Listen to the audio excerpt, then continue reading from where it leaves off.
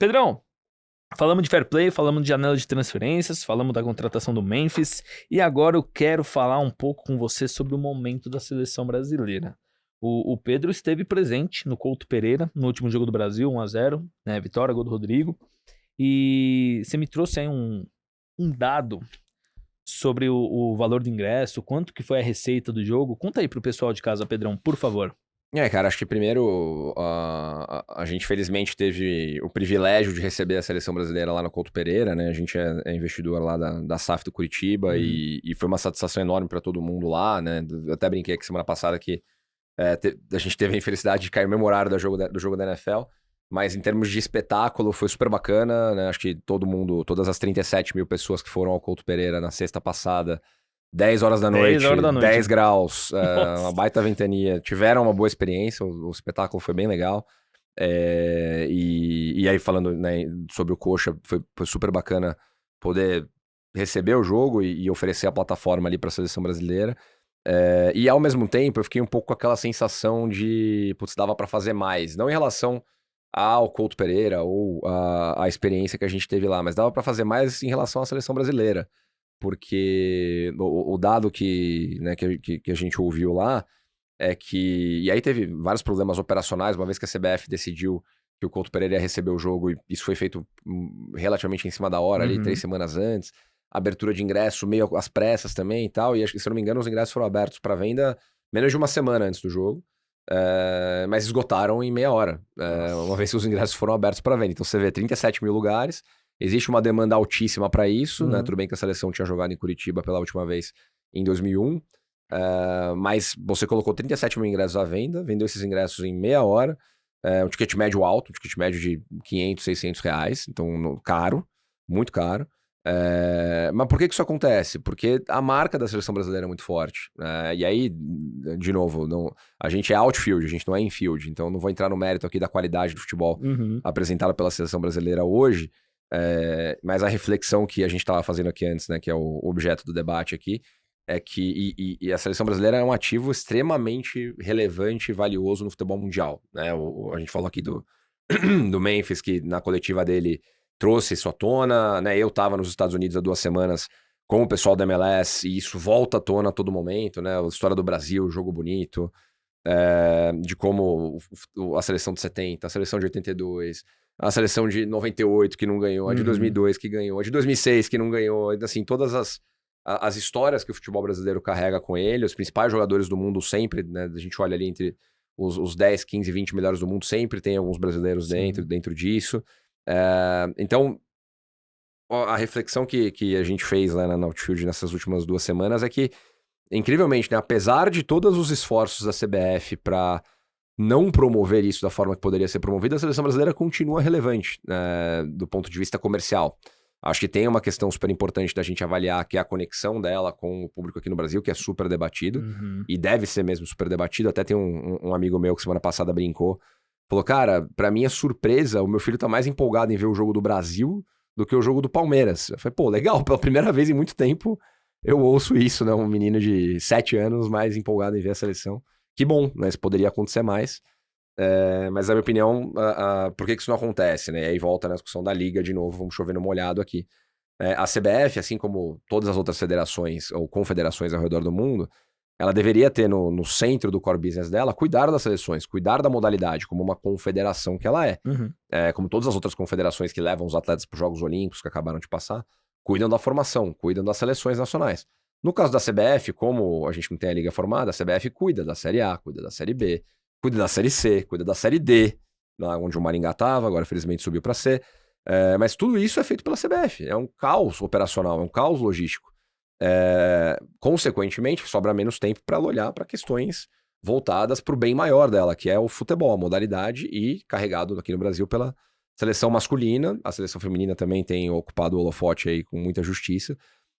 E aí, em números, né, o que a CBF já faz em termos de receita, que na minha opinião poderia fazer até mais, quando a gente compara a seleção brasileira com outros flagships do esporte global, como, na minha opinião, né, o Dream Team do basquete americano, que é referência, né? A gente viu agora na Olimpíada Os caras chegam em Paris e param Paris, né? Uhum. Tem toda a aura do basquete americano, como é que o rugby da Nova Zelândia, que tem o posicionamento de marca lá dos All Blacks, que tem o haka, né? A dança que chama atenção, e é uma marca super bem trabalhada, até fazendo um paralelo com o que a gente falou aqui em outros episódios, né? Os All Blacks, seleção, pra quem não sabe, né? A seleção neozelandesa de rugby, que é o Brasil do rugby, Aham. é uma marca tão forte que recebeu um investimento de um fundo de private equity. Há Nossa. 2 anos atrás, Uhum. o Silver Lake, que é um dos maiores fundos de private equity do mundo, criou uma empresa e jogou as marcas do All Blacks dentro dessa empresa e investiu nessa empresa. Pagou $200 milhões por 6% dessa empresa. Então hoje o fundo é sócio da confederação na exploração dos direitos relacionados às marcas do All Blacks. Aham. E a gente tem aqui com a seleção brasileira um potencial tão grande quanto isso. Você fala lá fora, pô, você é do Brasil, seleção, né? O gringo tentando falar o português.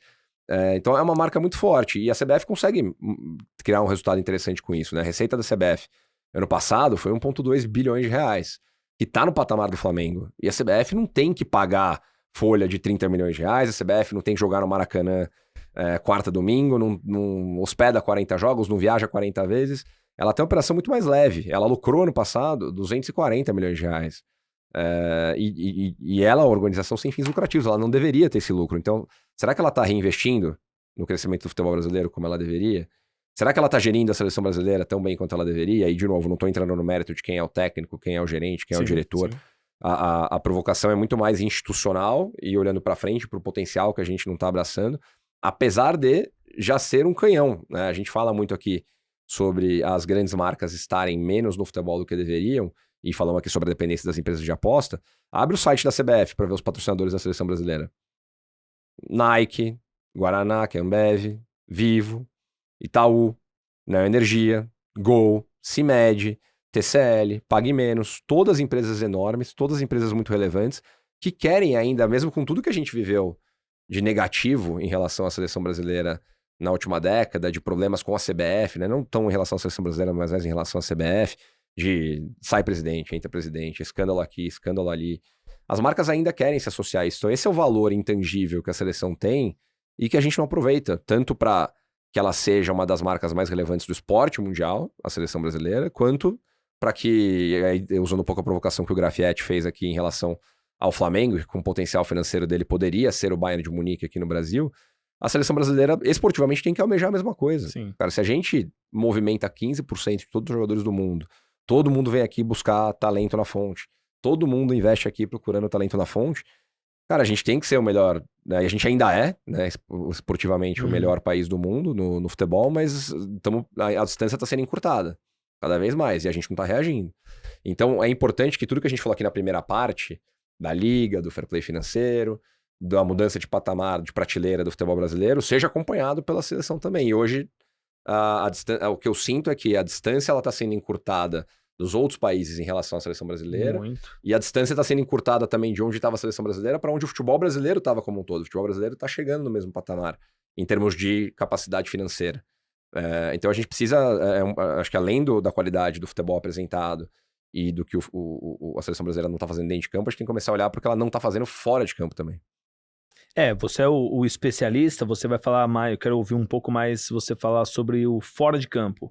Mas eu, como um mero torcedor, até que você falou, pô, o meu amigo falou que meu filho tá mais animado pro jogo do Brasil do que pro jogo do Palmeiras. Até perguntar aí pro pessoal de casa, qual que é o seu nível de apego com a seleção brasileira? Porque eu vou ser muito sincero, Pedrão, se tiver jogando Corinthians e 15 de 14, que não existe, e no mesmo horário tiver tendo um jogo da seleção brasileira, e pode ser um jogo do Corinthians do Campeonato Paulista que não vale nada, eu vou assistir o jogo do Corinthians. Uhum. Porque assim, é o clube que eu escolhi, é a paixão que eu tenho, e eu não tenho essa paixão pela seleção brasileira, assim, sem me xingar aí, hein, pessoal, mas se xingar também tá tudo certo. Eu não tenho essa paixão pela seleção brasileira. Olhando pela ótica de um torcedor. Eu nasci em 90, né, então a Copa de 2002... Eu tinha 11 para 12 anos, né? Não tinha muita noção. Uhum. Eu não tenho muita noção agora com 34, mas já com 11, 12, né? Então eu não tinha muita noção ali. A primeira Copa que eu acompanhei foi em 2006, né? E olhando mais a parte dentro de campo, 2006 para mim ali foi um grande baque, porque eu tinha certeza que o Brasil ia ser campeão. Tinha, com aquele quarteto, Ronaldo, Adriano, Ronaldinho e Kaká. tirando o resto do time, né? O Dida, Roberto Carlos, nossa, que literalmente uma seleção. E não deu certo. Aí 2010, 2014, teve 7-1 em casa, 2018, 22, e foi passando, e cada vez mais eu perdia mais esse apego com a seleção brasileira.